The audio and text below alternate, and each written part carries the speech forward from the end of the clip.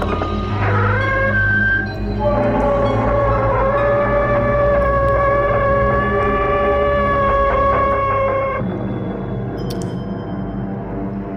evening. This is the Mothman Podcast, and you're listening to another episode. Tonight, we're going back. We had a podcast some time back. It's called Did E.T. Go Home? Well, tonight's podcast is a little episode that you guys have asked for. It's on UFOs, and the title is Proof That E.T. Has Not Gone Home.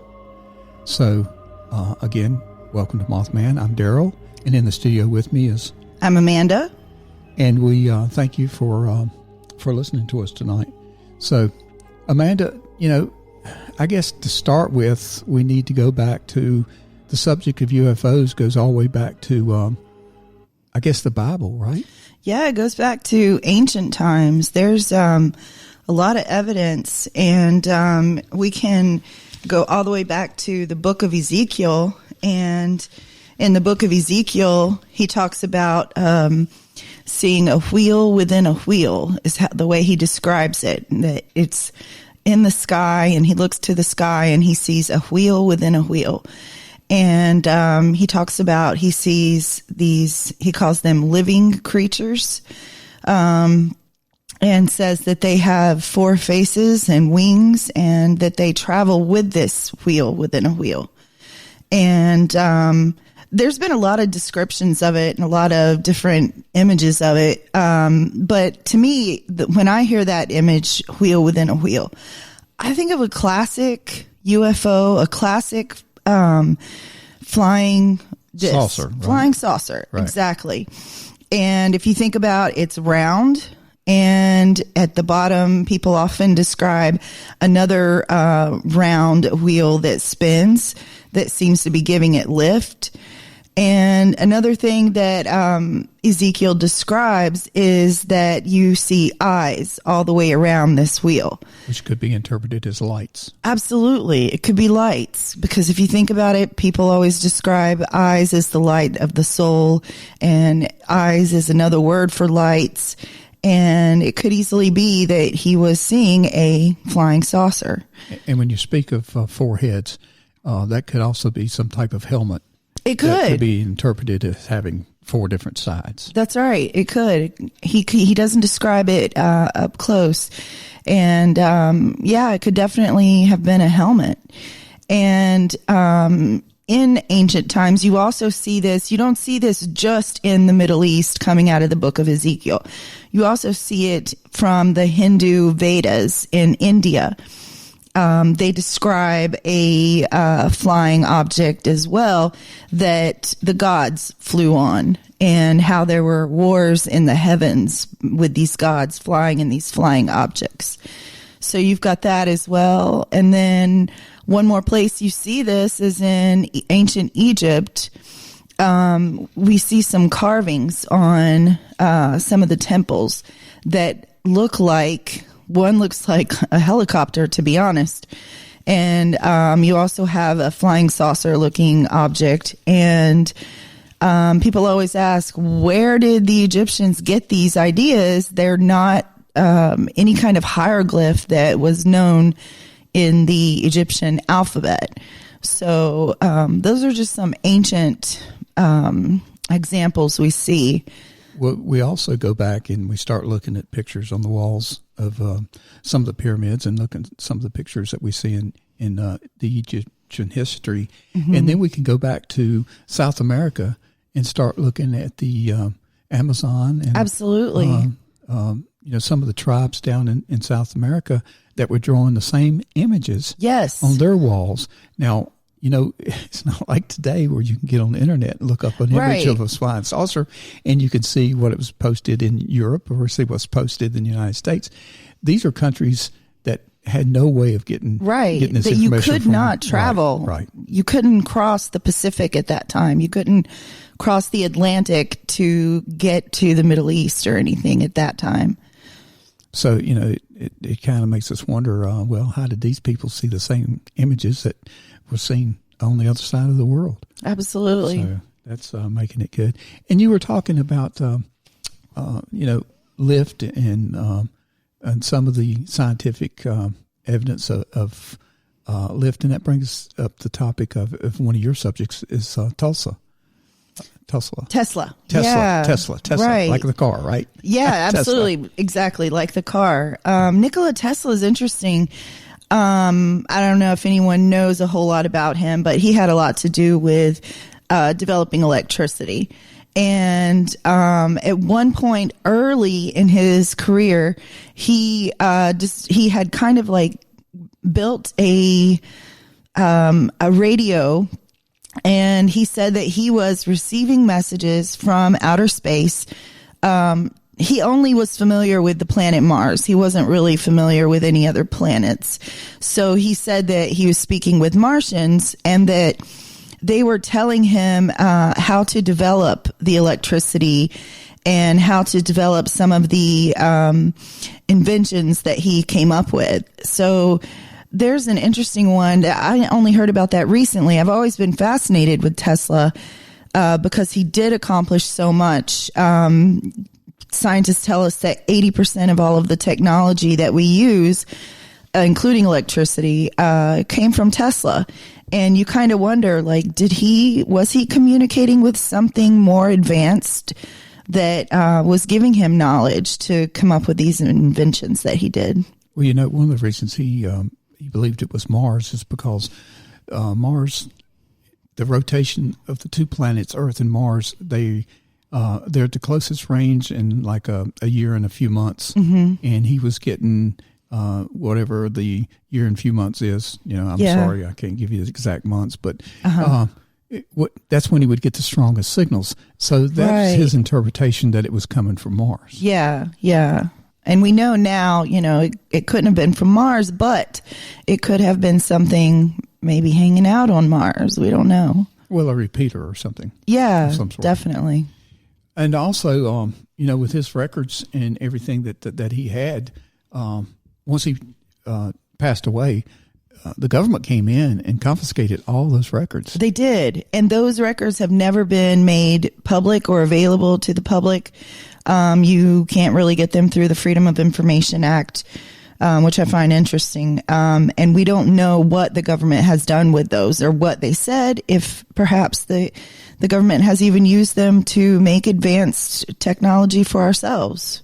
And getting back to the subject that ET has not left is in the fact that, most European countries are more open to their population about the subject of extraterrestrials. Uh-huh. And the U.S. is kind of hiding stuff. They feel like the American people can't handle this. And I don't know if it's due to manufacturing. They don't want to put our oil or our coal or our industries in jeopardy by saying, hey, well, there's something out there. But now they're starting to open up a little bit more. Yeah. There's a lot of documented proof. Now, this was a CNN interview with a gentleman who was in charge of one of the, operations that tracked UFOs in the United States. It was called the Advanced Aerospace Threat Identification Program. And that's the program that's now has been made public. It followed Project Blue Book, which I'll talk about in just a few minutes. But let's listen to this interview with NBC with this gentleman. I believe you have his name. Yeah, his name is, I'm sure I'm going to mispronounce it, but it's Luis Elizondo. More fitting this week, given new revelations of possible UFO sightings. A recent report by the New York Times unveiled the existence of a real-life X-Files department. It's a 5-year secret government program to investigate mysterious flying objects, and especially focused on encounters by members of the military like this one. My gosh. They're all going against the wind. The wind's 120 miles to the west. Look at that thing, dude. We're going to talk about that in a second. The man who ran that secret program now says the existence of UFOs have been proved beyond reasonable doubt. He joins me now, Luis Elizondo. Thank you for joining us. Tell me why you ended up working for a program that the Pentagon didn't even want to admit existed. It was the Defense Department's Advanced Aerospace Threat Identification Program. It wasn't UFO hunters. You were looking for explanations to things that were unexplained. Yes, that's correct, Mr. Velshi. We basically were brought into the program initially to identify and try to figure out some of these phenomena that were flying around our military aircraft and our locations, and basically try to collect enough data where we could make some positive analysis and identify what these things were. The things that have been reported are that it was $22 million spent over a few years. It was people like you who had other jobs in the military but sort of came together to try and figure these things out, and that there were facilities that were leased and built to hold things that were found. What can you tell me? What can you tell me about what this program did? Sure. Well, first and foremost, just so your viewers understand, I still hold a security clearance. Sure. So there are certain things I unfortunately will not be able to talk about. And because I'm no longer employed with the U.S. government, you're going to have to bring up some of these questions with the U.S. government directly. But I can tell you from our perspective, since 2008, we collected a lot of information. Frankly, it wasn't just eyewitness testimony. It also included signature data from radar, video as well. It also included other eyewitness testimony from radar operators that were on scene, air traffic controllers. And so basically we put all this information together to try to identify if we could a signature, basically something that gave us a common picture of what we were looking at. And in many cases, we weren't able to find what that was. So it didn't match any signature of an aircraft or a drone or a missile or anything else from a DOD or Department of Defense perspective that we would normally be looking for. I want to ask my control room to put that video up again of the F-18s off of San Diego that had intercepted something that they say looked like a Tic Tac, a big flying Tic Tac. Part of what you learned is that there were things out there, and sometimes there's no logical explanation, but that had great velocity. They operated at great speed, unusual shapes, no obvious method of propulsion, no obvious method for lift, even though things would just hover there as if they were a helicopter. Now, it doesn't mean it's alien, but it means that it's unexplained, right? Yes, that's correct. What it simply means is that we don't know what it is. It doesn't match any profile of any known aircraft that we have and we think that others might have as well. So the bottom line is we don't really know what it is, but it is maneuvering and operating in a fashion that really is very uncharacteristic of anything that we have seen flying before. What keeps you up at night? What did you leave thinking the most about? What's the thing that you what's the question, the big unanswered question that you have? I think the one thing that kept me up at night was the inability for me to be able to inform my boss, the secretary, of some of the specific findings that we were coming across. I think our Secretary Mattis, is an amazing human being. Frankly, if you ask me, he's a hero, national hero. And I've served some time with him before in combat theater. So I know the kind of man he is, and I think he is a man who rather have more information, not less. And the bureaucracy in the Department of Defense really limited our ability to keep leadership informed of what we were seeing. You're a military man. You didn't go into this with preconceived notions. Do you believe that aliens have been to Earth, or that some of these things we've seen are non-Earth, they're aliens? Well, for precisely that reason, we tried to keep all speculation out of the calculus of what we were looking at. The two principal things that we were trying to identify is, one, what is it, and two, how does it work? And then hopefully by answering those questions, we would be able to ascertain later on, or perhaps smarter folks than us, determine who's behind the wheel and what their intentions might or might not be. I read one article where it said it's as if you gave it's as if somebody were to give Leonardo da Vinci a garage remote door opener, right. And he'd have to reverse engineer, what is this plastic, what does it do? He wouldn't know anything about it, but you'd have to figure it out from what you had. That's correct, but I'll tell you too, I think in the defense of the program, we actually have some very interesting, I believe, and some very nuanced observations that are now for the first time allowing us to have a better collective understanding of just how it works. So the big question of what it is, well, we're not quite there yet, but right. I think we're a lot closer now to how it works, some of the advanced physics than we were just even 2 years ago. I think we have some very interesting conclusions where before maybe we were trying to identify 5 separate exotic technologies to explain what we were doing. I think we've come to the point now where we begin to realize it's really all a manifestation of potentially a single technology. Wow. All right, Luis, I know you can't tell us everything about it, but there's lots of stuff out there recently that I think folks should read. Really fascinating. Thanks for being with us. Luis Elizondo is a former Pentagon official who led the effort to investigate UFOs. You know, there's 2 interesting topics that came out of that conversation. One is they built a building apparently to house things that they find. Yeah. I would like to know, what did they find? And where's that building? Where's that building? Okay. Probably Area 51. That would be my guess. But one of the things that, another thing he brought up is that he could not tell his boss man. That what he was finding, you know, and that's, and I see that a lot in, when it comes to the government and information about things that really happens to us. Well, I know that they the project generated 490 pages of a document that the report has never been released to the public. And you kind of wonder, like, not just what's in that building, but what is this report say? What were their findings? But what aren't they telling us? That information has not been released under the information. No, it's never been released. Freedom of Information Act. No. So, okay, we've got another interview with him that was done with CNN. So I wanted you to listen to this interview.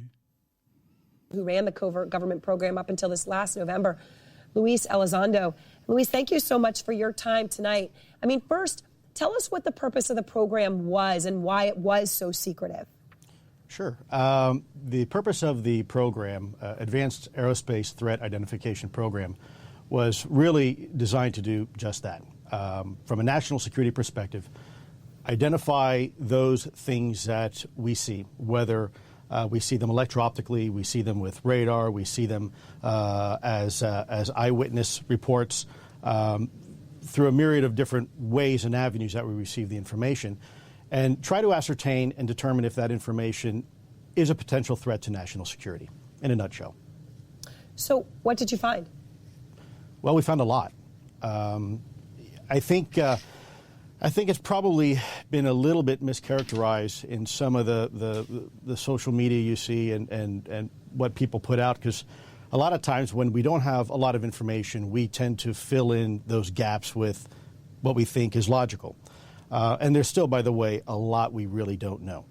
I think what's important is that we have identified some very, very interesting, anomalous type of aircraft. Let's call them aircraft.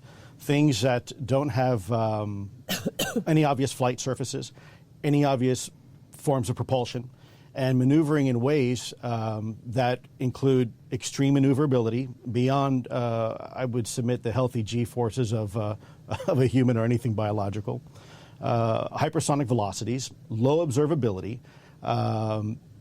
positive lift, again, seemingly in defying the laws of aerodynamics. So people are talking. So do you think, I mean, I know, but do you believe, when you get that Navy pilot saying what he said, do you think that was, a UFO? To obviously, I don't have any other word to use, or that, or something else? Sure, that's a great question. Keeping in mind, it's not just the pilot's testimony on an observation. Sure, when someone comes to you who's in charge of a multi-million-dollar weapon platform, who maintains a top-secret security clearance, who is paid and trusted by this country to go fight wars and to fly over cities with live munitions, and by the way, they're trained observers with millions of dollars invested in their training. Yep. I would submit to you it's pretty compelling. But on top of that, it's not just the eyewitness testimony. It is actual electro-optical data and radar returns. It's also people like radar operators and air traffic controllers. So I think the discussion should be maybe a little bit broader than that. I think people are focusing just on 2 videos coming from a set of F-18s when really it's a lot more than that. So recently, I guess it was in October, astronomers spotted what they say could be the first interstellar asteroid. You see it there, kind of that strange shape from beyond the solar system. What do you see when you look at that? Well, Ms. Burnett, I have to admit to you, when I ran this program, I was fundamentally looking at, my colleagues looking at two things. Yeah. What is it and how does it work? We have deliberately stayed away from going down the rabbit hole of who's behind the wheel and what are their intentions. Yeah. Because a lot of people have a lot of feelings towards that and are very emotional about that. And what I wanted to do was to allow the data to speak for itself and then use that data to inform leadership, senior DoD leadership, about the potential threat that these type of technologies pose to national security, especially over any type of controlled airspace that we might have. So I'm not trying to be evasive in any way or vague with your answer, but yeah. Well, I think there's a lot of possibilities. Look, and I know you think it's important. I know you think that the government didn't take the threat seriously enough. So let me just ask you point blank the question. Do you believe that life from somewhere else, while you ran this program, came here, visited, observed?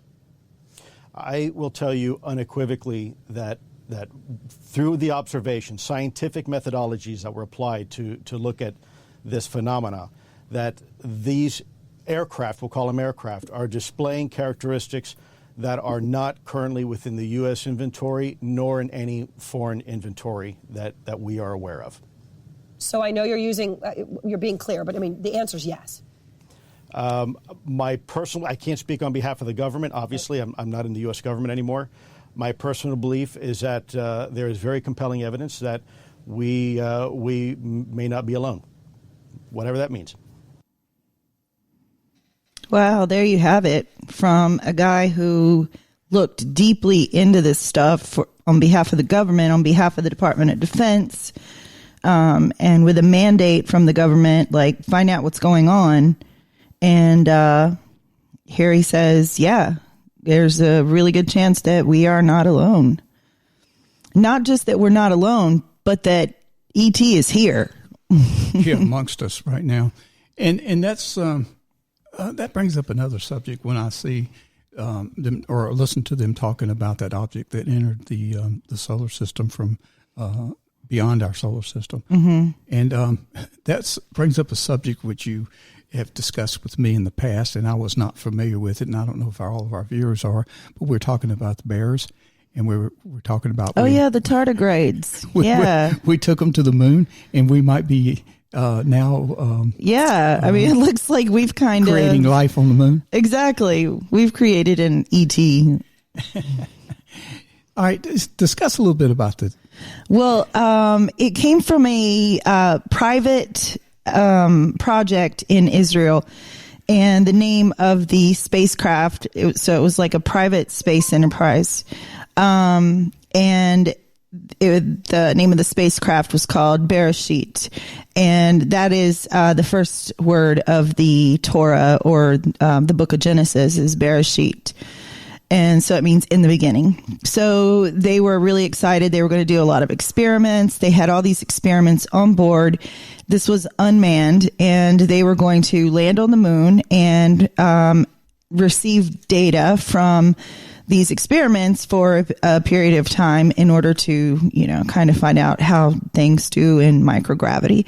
So they had a little accident, though. When they tried to land the Bereshit, it crashed onto the moon, and which wasn't a big deal, except for a mass loss of money, and a loss of all of these experiments. But what really became the problem was when they disclosed that on board there were these creatures called tardigrades, and tardigrades are they're from our planet, and they are microscopic. We assume they're from our planet. We do. We assume they're from our planet. They do have DNA that is unlike any DNA on the planet, and they live in basically pond water, and they're microscopic, and they look like little six-legged bears. They're absolutely adorable. The only problem is you can't see them. To look under a microscope to see them. Right? Yeah, exactly. But they revealed that they had accidentally crashed all these tardigrades onto the moon as well. And so scientists started scrambling, going, what in the world is going to happen now? Like, are we going to be colonizing the moon? Because these creatures can withstand anything.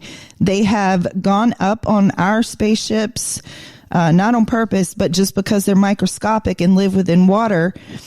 If there's a drop of water, you could easily have a tardigrade. And they have gone up into outer space, been in orbit around the planet, and then they've survived re-entry back onto the planet, which is amazing. Yes, mentioning the heat that's generated on re-entry. So it can withstand tremendous cold. Yeah. And it can withstand tremendous heat. Tremendous heat. So they've dug them up in ice cores from the both ends of our planet, and they're thousands and thousands of years old, and they've thawed them out and they're alive again. So these are things that you can't kill. And they're on the moon now, and we just don't know what the implications of that is going to be. Well, that's very interesting because, it's that's another thing. Even not only is ET not going home, but we're probably taking ET to another planet. That's right. So, or to another entity, which means the moon. I can't say that's a planet, but it's another entity. I mean, you have to think, we, especially now that we are going further and further into our solar system, we've got to be careful. We can introduce a virus by accident. We can introduce some other microscopic organism, and it could be very, very bad for any of these planets that have no exposure to what we have on our planet. I agree 100%. Now, we were just talking about some of the new investigations into UFOs, and I just wanted to bring up this past investigation which took place in Project Blue Book. And Project Blue Book came about after the 1947 incident, which took place at Roswell area.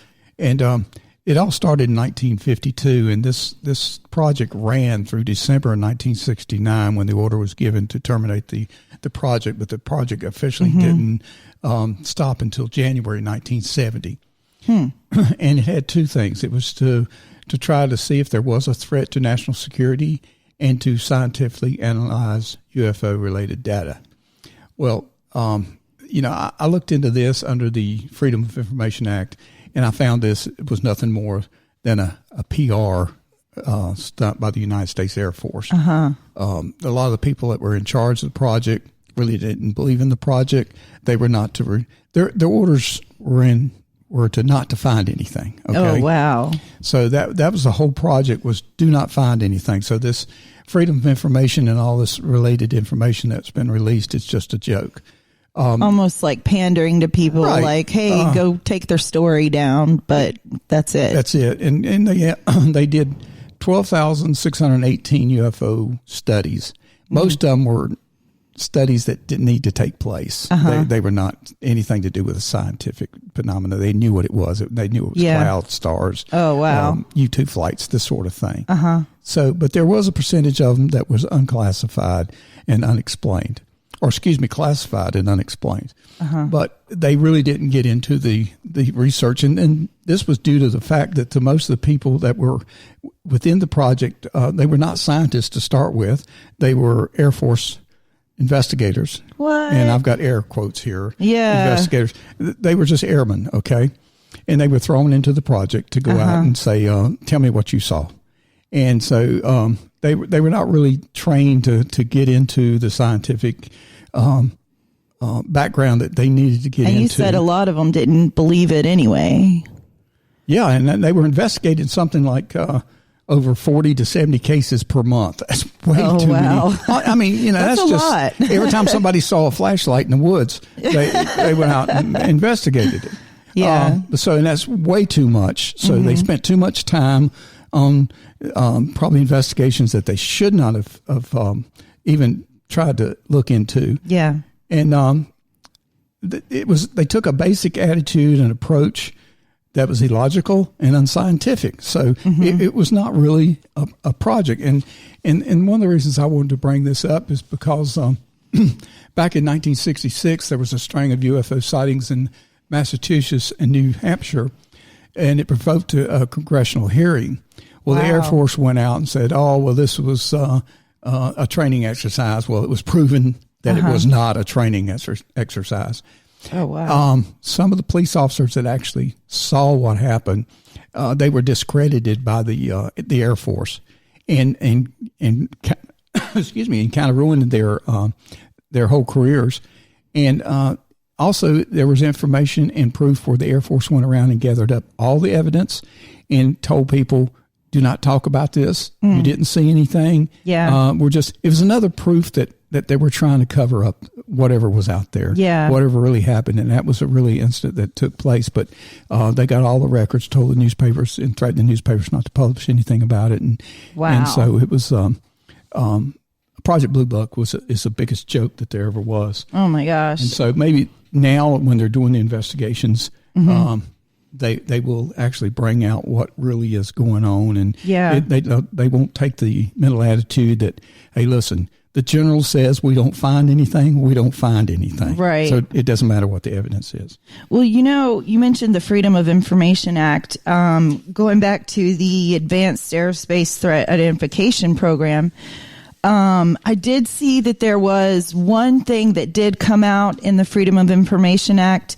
Now, they were the ones who did release the recent video of the F-18 pilots saying, we don't know what that is. Look how fast it's going. It's going against the wind. How many knots is it doing? So I think there's 2 videos.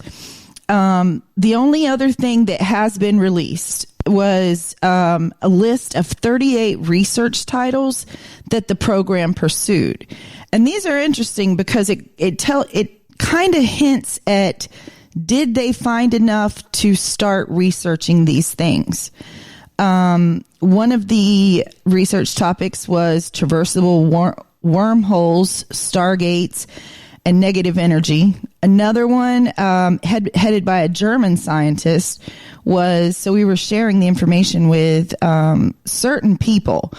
This one was called invisibility cloaking. And he was at a science institute in Israel.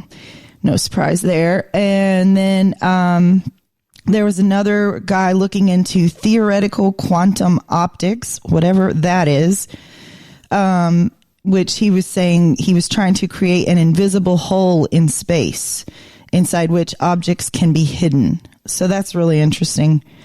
And let's see, one more was warp drive, dark energy, and the manipulation of extra dimensions.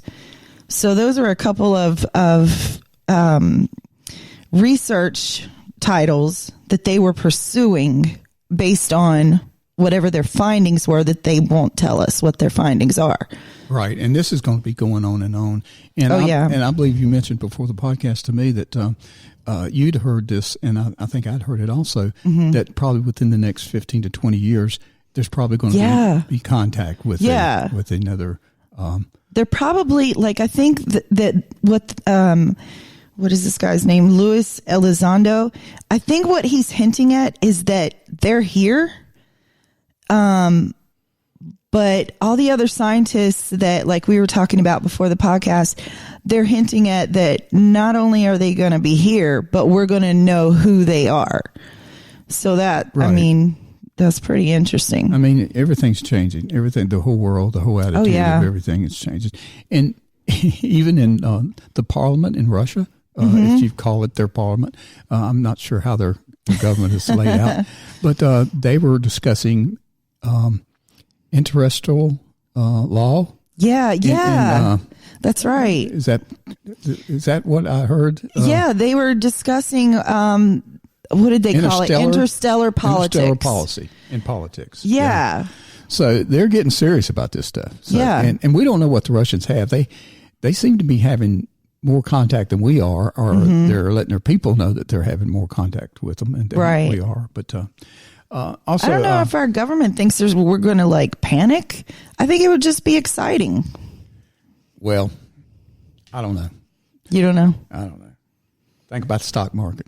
Oh, this is true. Stock market is falling now because of China. So what would happen if we found out that, hey, we're going to be doing dealings with Taranturon, that's in another... And we're imposing tariffs on planet Nibiru. So, yeah, I mean, there's a lot of things out there, you know. Another person that's been doing some discussions about this is a guy by the name of Roger Hustings, and I think that's how you pronounce his name. I'm really bad with names. But CNN did an interview with him because they had a press conference about aliens been seen over our nuclear facilities and this sort of thing. So this is a press conference that CNN done with this individual. Morning, weekday, 6 a.m. Eastern. What's your theory behind what's going on here with these sightings? Documents released via the Freedom of Information Act confirm that these types of incidents have occurred going back to 1948. The documents describe saucer-shaped objects whose capabilities are vastly beyond anything that we have, the Russians have. I think the logical explanation is we're dealing with visitors from somewhere else. Regardless, there are a number of cases now. I've interviewed over 120 former or retired Air Force personnel who've talked about UFO incursions at missile sites, at nuclear weapons storage areas. The incident at Malmstrom Air Force Base, Montana in 1967 did involve the appearance of a saucer-shaped object above a nuclear missile launch site. Seconds later, all 10 of these missiles controlled by this site malfunctioned. And the two officers involved, including former Captain Bob Salas, who was at the press conference on Monday, by the way, testified that he was sworn to secrecy and told never to discuss this. He kept his silence until 1996. All the gentlemen who appeared with me at the press club believe the American people have a right to know the facts. But they didn't necessarily believe that theory about why those 10 nuclear sites were deactivated. Why do you believe so strongly that that was truly happening and that it was the result of UFOs as opposed to, let's just say, a malfunction or a military exercise? Well, what you've just said is not entirely correct. They all agree that there was no technical explanation for what occurred. In fact, the engineering reports from Boeing Corporation stated just that. In fact, all 7 of the persons who appeared with me believe that we are dealing with extraterrestrials. Some of them stated it explicitly at the press conference. What they do not necessarily agree with, three of the 7 agreed with me that these probably these actions represent a signal being sent. I'm of the opinion that whoever are aboard these craft are telling us and the Russians, because these things have taken place in the former Soviet Union, that humans are playing with fire by possessing and threatening to use nuclear weapons. That is speculative on my part. I've always made that clear. But the persons who were at the sites, who witnessed the craft, say that there is no technology on Earth that could account for what they witnessed. Your press conference yesterday, Robert, certainly sparked an awful lot of conversation around our offices yesterday. We were talking about this throughout the day, and it raised a number of questions, such as, who are these aliens? Where did they come from? How did they get here? Why, if they have the technology to travel on an interstellar basis, do they care about what we're doing? I have a book called UFOs and Nukes. I devote an entire chapter to attempting to answer the questions you've just asked. I think most of the answers to those questions are in the realm of speculation, frankly. We don't know. The people at the Pentagon and the CIA and the Kremlin may know the answers to your questions. However, what I simply point out is that you have countless incidents now, and I've investigated over 100 of them and have over 100 witnesses, indicate that craft of vastly superior capabilities have been monitoring the U.S. nuclear arms program since the 1940s, and on occasion, according to these ex-military personnel, have tampered with the weapons. What I also point out is the persons who spoke with me on Monday, by the way, again at the press club, were persons who were vetted by the U.S. government to launch or otherwise operate weapons of mass destruction. Right. These are clearly level-headed persons that are now saying that UFOs have shut down our nuclear weapons. Well, so the question remains then, I mean, this has been the subject of conspiracy theories for decades, as you referred to the Freedom of Information Act freeing up some of this testimony so that people can read it. What does the government have to gain by blanket denying that we've ever been visited by UFOs? The RAND Corporation, which is a think tank, did a study for the Air Force in 1968. The Brookings Institution, which is a think tank, did a study for NASA in 1959, I believe, in which they said basically if extraterrestrials are here, governments have nothing to gain and everything to lose by admitting that without knowing the full intentions of whoever might be here. Are they hostile? We don't know. Do they intend some nefarious activities toward humankind? We don't know. So basically, you know, the odds that the U.S. government is going to admit that there are craft flying around American airspace that run rings around our own aircraft, literally, and we hope they're friendly because we can't control them. And, oh, by the way, they seem to be interested in our nuclear weapons and seem to be shutting them down from time to time. The government has everything to gain by keeping quiet about that.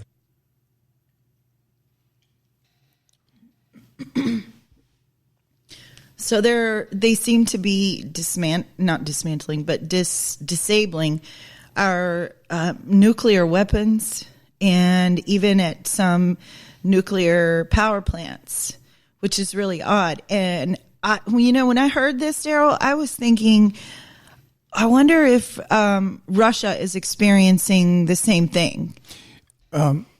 And yeah, I agree with you 100%. There's a little extra I want to add here. Here's a couple of excerpts from the press conference. And witness testimony from former or retired U.S. military personnel confirm beyond any doubt the reality of ongoing UFO incursions at nuclear weapons sites.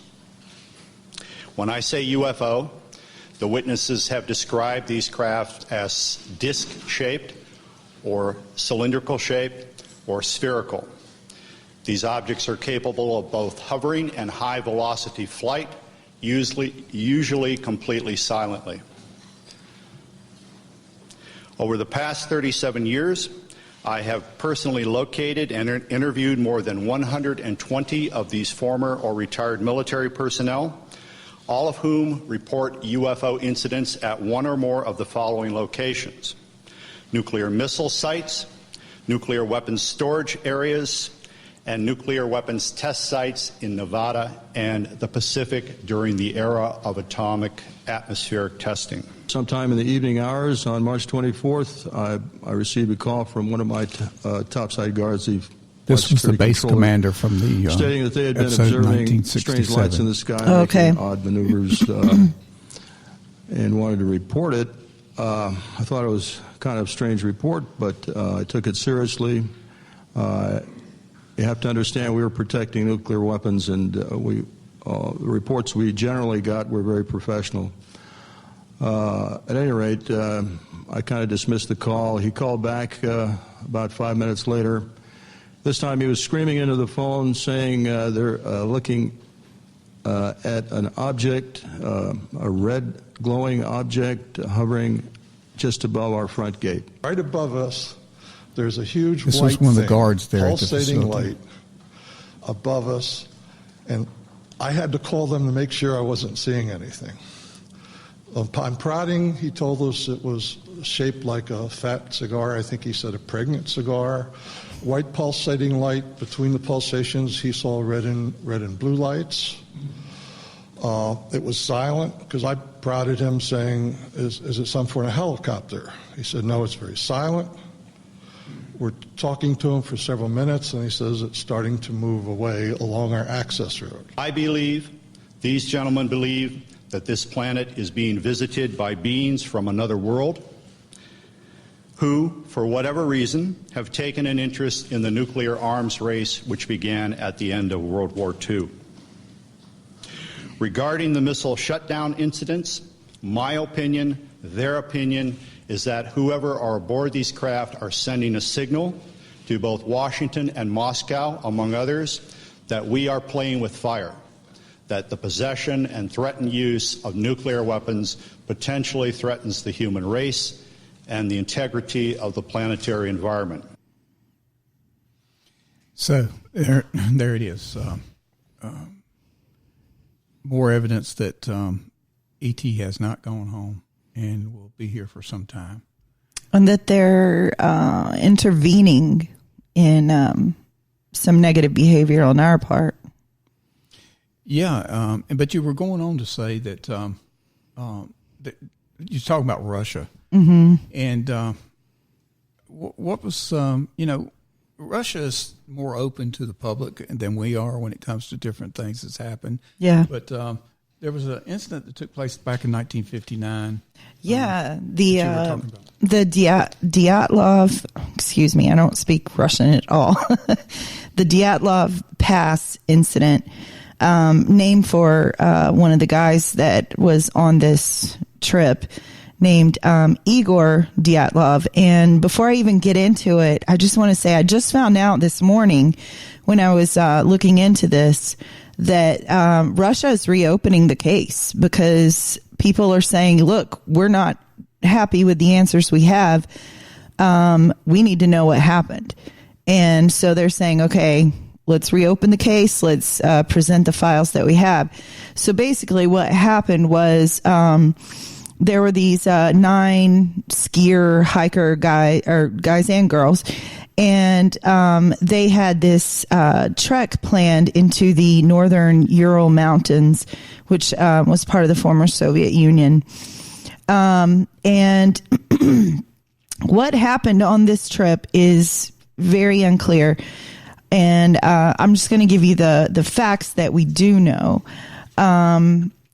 They told the last town that they left that they would notify them. I think it was like a week and a half later, and as to where they were, and to wait for that next notification. Well, one guy got lucky because he said, I'm not feeling well. I think I'm coming down with the flu. I don't think it would be best for me to go on this trip. And he turned around and returned back to their college. But the rest of the people, these 9 skiers, they went on and they went well deep into the mountains, and they had a specific trek planned out. And this was supposed to be kind of like a really fun trip. And all we know is that something happened during the night. They had 2 tents set up, and something caused them to like literally claw their way out of the tent and flee the campsite. Some of them completely inadequately dressed or partially dressed. There were barefoot footprints as well. And then there, down the slope from where their campsite was, there was a small campfire. There was evidence that someone had climbed a tree, whether to escape something, we don't know, or perhaps to get a bird's eye view. We don't know, but 2 of the individuals were found there.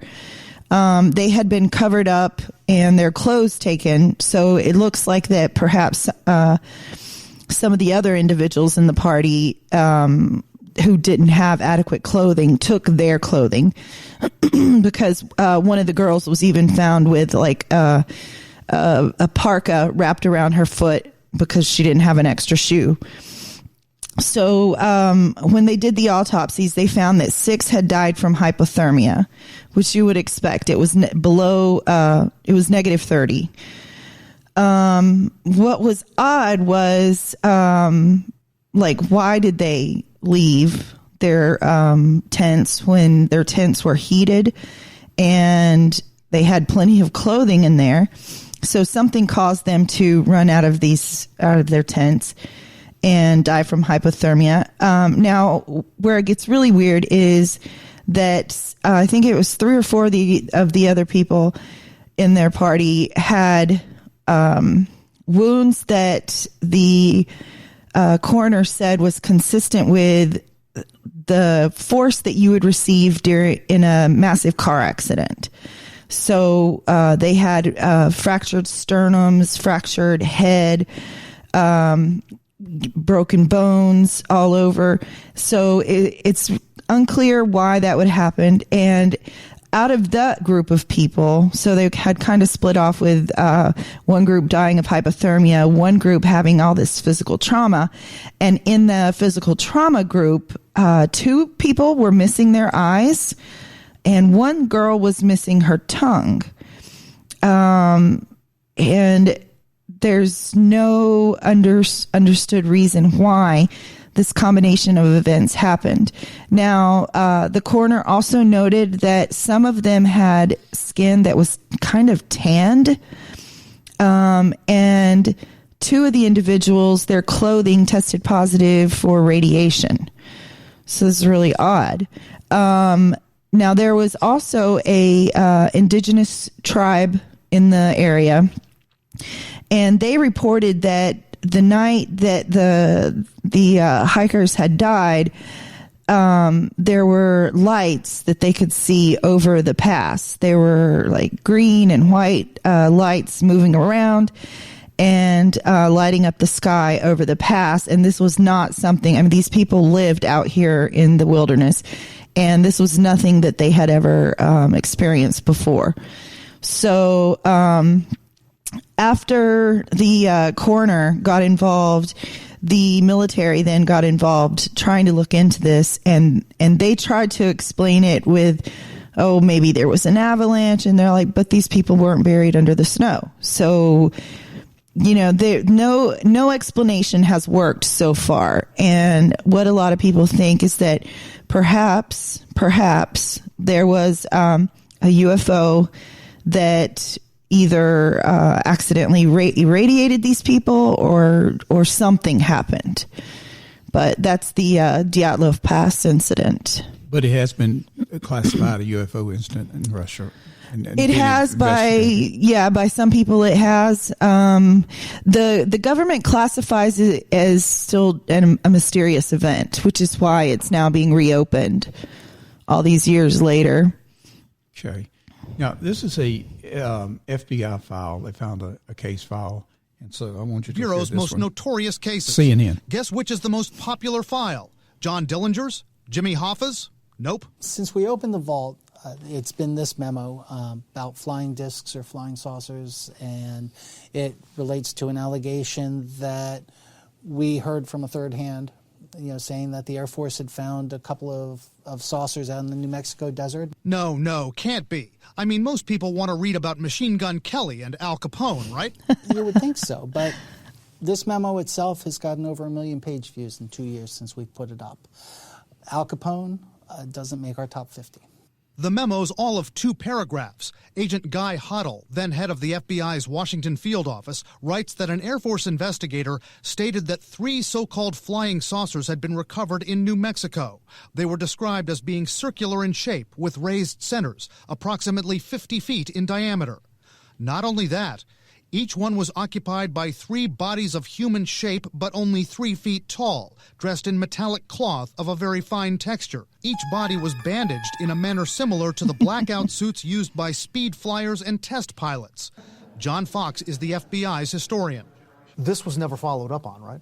No. In fact, it says right here, no further evaluation was attempted concerning the above. Why not? From what's written here, from what we can read, it certainly looks like they thought that this was third-hand information, that this was not necessarily a hoax, which it could well have been, but that someone was simply reporting hearsay. And it was more for the Air Force to look into, along with countless other reports of UFOs in Roswell, New Mexico, and elsewhere, reports that were never substantiated. One reason the memo from Agent Hoddle went viral is because when the FBI vault was set up online 2 years ago, tabloids seized on that memo, saying it appeared to back up theories that aliens exist. And it's not just the Guy Hoddle memo that's a favorite. There are hundreds of other pages of memos and files in the FBI vault in the Unexplained Phenomenon section, all about alien and UFO sightings that are more popular online than the FBI's files on Bonnie and Clyde, Is this going to the X-Files? Ted Bundy, and other famous cases. Cases involving Osama bin Laden, investigations into the murders of civil rights leaders, all part of FBI lore. Fox says out of all the strange cases he's come across, the descriptions here of 50-foot diameter saucers and human shape, 3 foot tall, metallic clothed aliens, that's unique.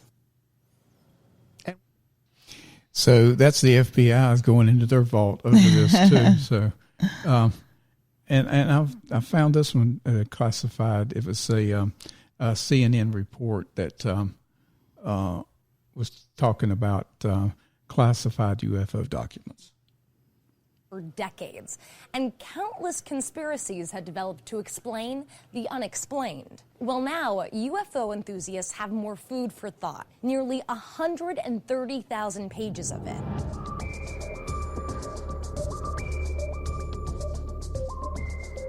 The Air Force has recently made public Project Blue Book, an archive of UFO reports and investigations dating back to the 1940s. The report includes more than 12,000 sightings made by military members and civilians. While most of the cases were explained as either satellites, weather balloons, high-flying jets, or even meteors, still hundreds of cases remain unidentified. And that's what I wanted to talk about, the Project Blue Book, and tell you that it was just a propaganda because they didn't want to find out anything about the to see if there was a UFO out there. I did find something else that might be interesting, and it's that they found a massive crater under Greenland. Yeah, I heard about that. And NASA's investigating it, but I'm wondering if that's why Trump wants to buy Greenland, because he thinks there's a UFO hidden under there.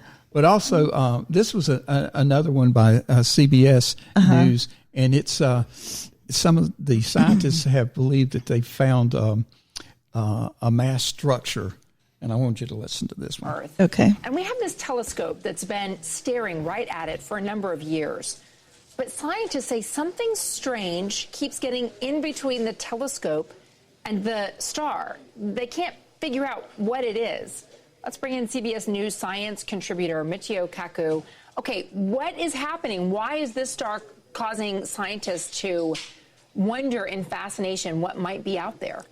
Well, we don't know, and this could be the biggest story of the past 500 years, bigger than the discovery of America by Columbus, or it could be the biggest wild goose chase since the Loch Ness Monster. Okay, well, now you've given us a huge dichotomy of possibilities. Let's explain it. This is a star called KIC. I like to call it KIC, but it's KIC 8462852. That's its official name. The Kepler Space Telescope is out there. Can you explain why scientists and why space lovers are fascinated by what's happening with this? This star is breaking all the rules. We have to rewrite astronomy textbooks. Basically, if a planet eclipses the mother star, goes in front of the mother star, starlight drops by maybe 1% at maximum. However, starlight has been dropping at 22%. There is a colossal, humongous object of some sort blocking the starlight from this star. Okay, so imagine if you're in a movie theater and you see the spotlight coming from behind you, and on the stage what you're seeing is a huge nebulous rectangle of shadow, and you don't know what's causing the rectangle of shadow on the stage, right? Something like that. Okay, could it be an alien superstructure? That's what we're speculating. We've ruled out all the usual suspects, rogue planets, comets, asteroids. What's left but Star Trek? We're talking about what is called a Type 2 civilization that could build a gigantic sphere, perhaps bigger than Jupiter, to absorb starlight. And speculation. This, of course, is science fiction, but here we are staring at it, and we have no logical explanation other than to assume that perhaps, just perhaps, it's made by a civilization a few thousand years more advanced than ours, like the Federation of Planets. Wait, does that put us back in, like, Cro-Magnon status? Well, compared to them, yes. We are what is called a Type 0 civilization. We get our energy from oil and coal. Type 1 would be like Buck Rogers, planetary civilization. This civilization is stellar. They can manipulate the energy of a star if it pans out. Okay, so I'm left baffled because they also spotted this star in 2009. This is October 2015. Why are we just talking about it now? Because, as Carl Sagan said, remarkable claims require remarkable proof. If you're going to say that this discovery ranks with the discovery of America by Columbus, if it's on that kind of scale, you better be sure that it's not some kind of hoax or some kind of dust on the telescope. And if this potential hypothetical civilization is 1,000 years more advanced than we are, why haven't they made contact with us? Are we as human beings just not ready for that? Well, if you go down a country road and see an anthill, do you go down to the ants and say, I bring you trinkets, I bring you beads, I give you nuclear energy, take me to your ant queen? Or you have this politically incorrect urge to step on a few of them? Yeah, right. That's a very good point. It's equally as good as my theater metaphor. Mm-hmm. Right. I like both. So why should they land on the White House lawn? We have nothing to offer them. If they can build an object bigger than Jupiter, I mean, we have nothing to offer them. Are we going to get answers in our lifetime about this? Well, next we're going to focus our radio telescope to see whether we can eavesdrop on their I Love Lucy. Maybe they, too, have, Leave It to Beaver and TV shows like that. So we're going to focus our radio efforts now on this star to see whether there's any regular radio emissions from that planet. Oh, it's so exciting. Mitchio, thank you so much for joining us. Yeah, my pleasure. And we will keep you posted on this one. They've already found it with a nebula. Sorry to spoil you. Oh, man, you spoiled my night. I'm so sorry. So they found it was another. Yeah, it was a nebula that was moving, just basically a dust cloud moving in between us and the planet. Oh, wow. I know. Here I was thinking of Star Wars and the big planets going to be coming. They're going to be coming soon. Don't worry. E.T. is already here. I hope E.T. can fill us in on what we need. Amanda, that's about an hour of what we've got for the people. Have you got something you want to close with? Or yeah. Can I tell my Carrie Mullis story real quick? You can tell that, and also I believe you said you've seen some lights in your past history. I did. Yeah. Okay. So I'll tell you this one first. Now, unfortunately, we just lost Dr. Mullis. He won the Nobel Prize in Chemistry in 1993. I believe he shared it with another scientist, but he invented basically the way we replicate DNA so that we can study DNA. We would not be able to have a 23andMe idea of your ancestors being Vikings if it wasn't for Dr. Mullis. So he was a really interesting character, and he just died August 7th.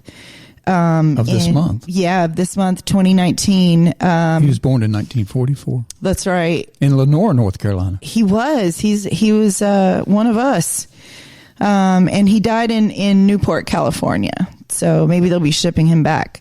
But well, he was a big surfer, so he loved the surf out in California. Yeah, indeed. But this is a story from 1985, and he often went off to his cabin up in the mountains in Northern California. And he talked about that. He describes this incident in his book. It's called Dancing Naked in the Minefield. Great book. Highly recommend it. He said that he was spending the weekend at his cabin, and he arrived about midnight on Friday and turned on the kitchen lights and put his bag of groceries on the floor and took his flashlight to head out to the outhouse. It didn't have a bathroom inside. But he says he never made it there. He said, I walked down the steps, I turned right, and then at the far end of the path, under a fir tree, there was something glowing. I pointed my flashlight at it anyway, but it only made it whiter where the beam landed. It seemed to be a raccoon. I wasn't frightened. Later, I wondered if it could have been a hologram projected from God knows where. The raccoon said, "Good evening, doctor." The next thing I remembered, it was early morning, and I was walking along a road uphill from my house, and what went through my head as I walked toward my house was, what the hell am I doing here? I had no memory of the night before. I thought maybe I had passed out and spent the night outside, but nights are damp in the summer in Mendocino, and my clothes were dry, and they weren't dirty. The lights in Mullis's cabin were still on as he'd left them. His groceries were on the floor, but not cold anymore. And his flashlight was missing permanently, it turned out. That afternoon, entering the woods on his property, he felt overwhelmed by panic, and he didn't understand why, and he ran. Even long after the incident, he couldn't bring himself to enter the woods alone. A year or so later, he did go into the woods by night. This time, he was armed with an AR-15 rifle and a fantasy of himself as John Wayne. He screamed things like, "Get the F out of my woods," at whatever might be lurking there. Then, he said, "My D-cells cut a clean beam into the darkest part of the forest. There was a giant hollowed bay laurel growing right out of the little waterfall full of ferns. I was 50 feet away from it. I loved it, but it had become the focus of my fear. John Wayne, at my side, wearing the same kind of hat I had donned for the occasion, said, 'Let him have it, kid.' And I opened up with the AR-15 and riddled the area of the laurel. 'Blow him to hell, kid.' After which, Kary Mullis was no longer afraid to go into his woods." So he apparently had this incident, and then he says that a couple years later, in 1987, he was in a bookstore, and he saw the book Communion sitting on the shelf, which is by Whitley Strieber, and it's a very famous book on UFOs and extraterrestrials. And he said when he saw the cover, he couldn't stop staring at it. And he said, "Oh my God, that's it. That's what happened to me." So, 1993 Nobel Prize winner in chemistry. He's one of the thousands and thousands who have had one of these experiences with an extraterrestrial. Wow. And I guess that gives us something there to believe in, that if someone of his caliber could see a UFO, who are we to judge that he didn't? Absolutely, because he's definitely a credible witness, as they say. Okay, and you said that you've seen some lights in your past, is that correct? Yeah, I had a really strange incident that at the time I didn't understand, because I don't know how many of you guys know, I grew up in Italy until I was 13. So I didn't really have a lot of the exposure to things like paranormal or extraterrestrials. I mean, other than knowing what a ghost was. I don't know that I had even ever heard of an extraterrestrial or a UFO, not in any serious way. And we had just moved back to the U.S., and I woke up in the middle of the night and, needed a drink of water and go to the restroom kind of thing.